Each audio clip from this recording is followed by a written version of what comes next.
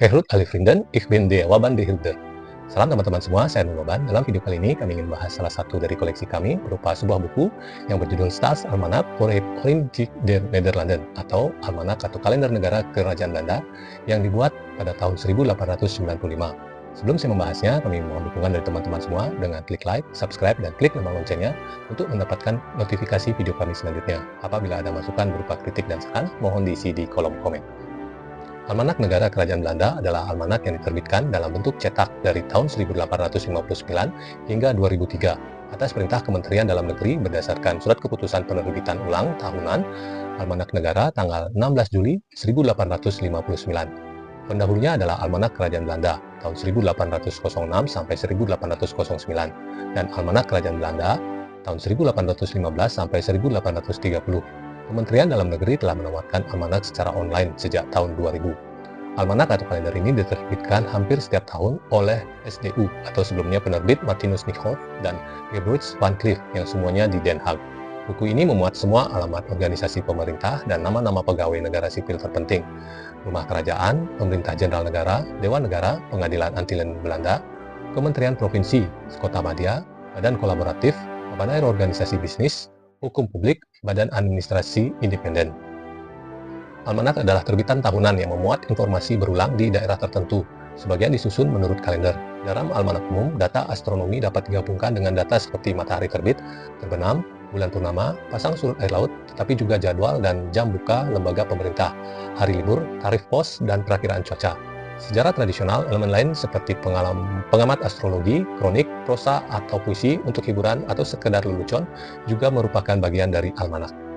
Pada pembukaan buku kami ini tercantum Kementerian Dalam Negeri, di mana alamat Bapak W, Sekretaris Badan Statistik Nasional, dan C. Bol, Juru Tulis Departemen Statistik, Departemen Dalam Negeri, meminta izin untuk penghentian penerbitan almanak negara yang ditangguhkan oleh pemerintah dan untuk menerima informasi resmi setelah berkonsultasi dengan kepala departemen lainnya dan kepala administrasi umum dengan mempertimbangkan yang sangat baik, dengan memberitahukan kepada para pihak bahwa permintaan mereka dikabulkan untuk memperoleh informasi yang telah mereka berikan untuk tujuan yang dimaksud, dapat menghubungi Arsenal Umum di berbagai departemen yang diundang untuk pengajuan permintaan.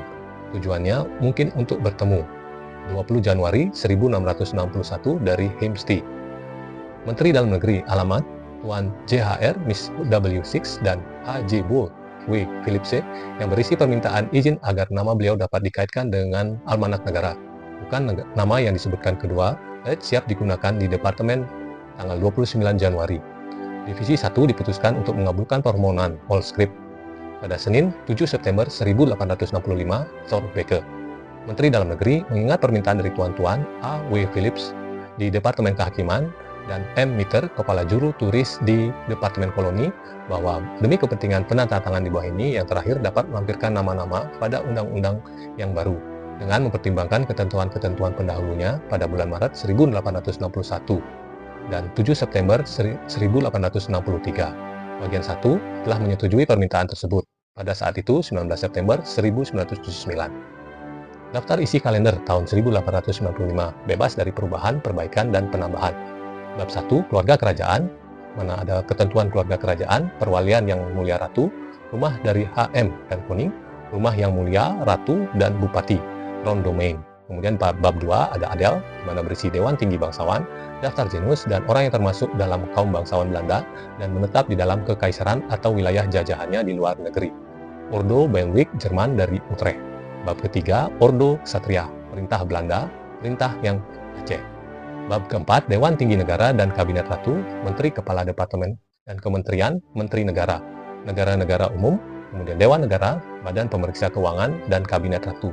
Bab kelima, Departemen Luar Negeri, Departemen Perwakilan Kekuatan Asing, Tahta Suci di Belanda, perwakilan Belanda di antara kekuatan asing, dan pejabat konsuler di negara asing menetap di Belanda dan koloninya, serta pejabat konsuler Belanda menetap.